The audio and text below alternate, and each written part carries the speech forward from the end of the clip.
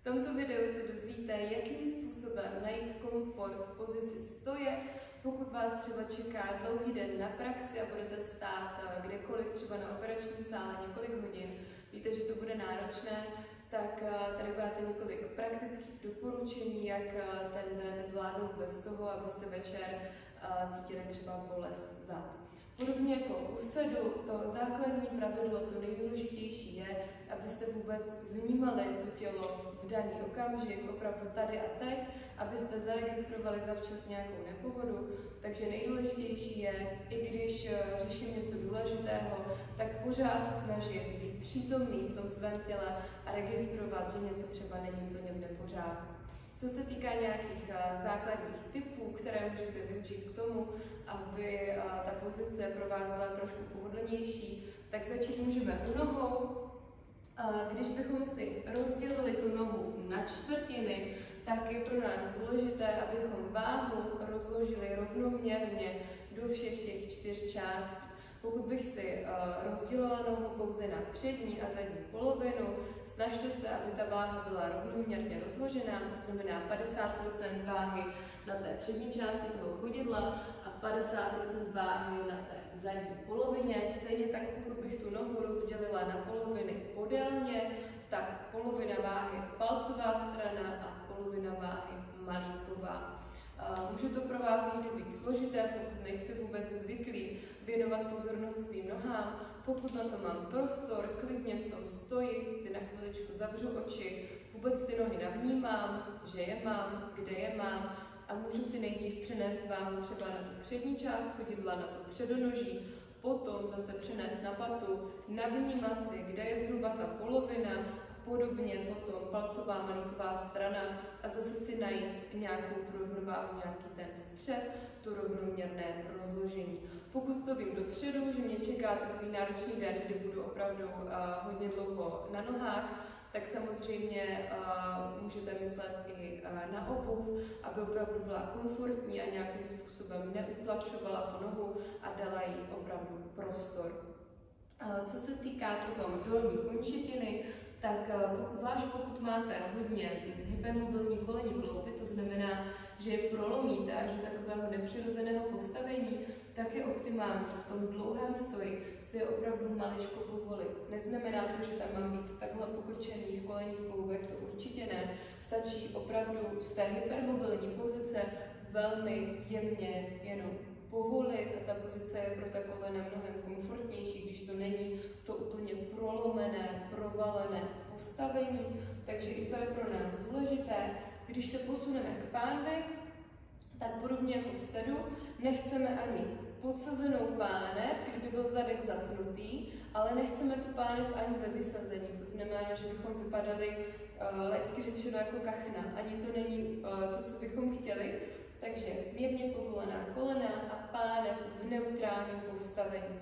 Někdy to zase může být obtížné, pokud vůbec nejsem zvyklá vnímat svoje tělo, nějakým způsobem s ním pracovat, takže klidně si můžu tu pánev chytnout takhle oběma rukama a můžu jít do maximálního podsazení, maximálního vysazení a najít si nějaký ten střed a najít vlastně to neutrální nastavení. Zadek by určitě neměl být úplně secvaknutý k sobě, to není něco, co bychom považovali za úplně vhodné. Když se posuneme ještě výš, tak pro spodní žebra opět platí, že by neměla trčet jakoby ven z té břišní stěny, měla by být zasunutá dovnitř. Můžu si představit, pokud mi to pomůže, že ten hrudník je jakoby přímo nad tou pání, že nejsem tím hrudníkem vysunutá dopředu, ale ani dozadu. Takže spodní žebra bych si neměla nahmatat úplně tu hranu, že mi trčí ven z toho břicha. Zároveň bych v hrudní části páteře neměla být kulatá a chceme napřímená záda, ne ale napřímení ve smyslu nějakého extrémního zase narovnání až jako téměř záklonu, kdyby mi ta spodní žebra zase se vysunula ven do toho nádechového postavení. To není úplně to, co bychom chtěli. Když se dostaneme k ramenu, tak zase pro nás platí, že rameno není předsunuté, ale ani ho nestahuju tímto způsobem dozadu. Určitě bych neměla stahovat lopatky k sobě, takže hledám nějakou střední cestu, kdy to rameno je volně spuštěné a lopatky nestahuju k sobě ve smyslu směrem k páteři, spíš je nechávám položené na tom hrudním koši a ani by se nemělo stát, že jsou ramena takto vytažená.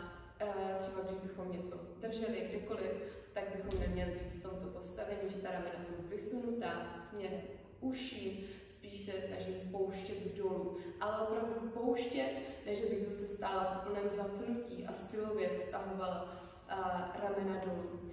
Co se týká nastavení hlavy, nechceme ani velký předsun, ani nechceme záklon, když to hodně přeženu, ale chceme velmi jemně vytažený za takovým provázkem tady z horní části hlavy. Pokud vás čeká opravdu nějaký dlouhý časový úsek, kdy víte, že si nebudete moct sednout, tak za prvé vnímat to tělo, zastavit se zavčas, že jsem v nějakém nepohodlí, a za druhé můžu hledat různé ty varianty toho stoje. Můžete za prvé využít tyto typy, co jsme si teď řekli, a také můžu třeba si nakročit jednou dolní končetinou, můžu třeba i chviličku stát na jedné noze. Tam jenom pozor, ve chvíli, kdybychom šli do této pozice, tak abyste se úplně nevyvalili, laicky řečeno, do té kyčle a zase abyste úplně neprolomili to koleno na té stojné dolní končetině. Tady ta pozice není úplně žádoucí, ještě s tím úklonem toho trupu. Zase neznamená to, že tak nemůžete vůbec nikdy ani na minutu stát, ale není to úplně pozice, ve které by bylo žádoucí setrvávat nějaké dlouhé hodiny. Klidně si můžu měnit i šířku postavení chodidel, takže můžu z toho klasického postavení, kdy jsme zhruba na šířku pánve, můžu jít samozřejmě do nějaké širší báze, kde třeba chviličku zase tomu tělu dám nějakou jinou možnost zůstat chviličku v nějaké jiné pozici.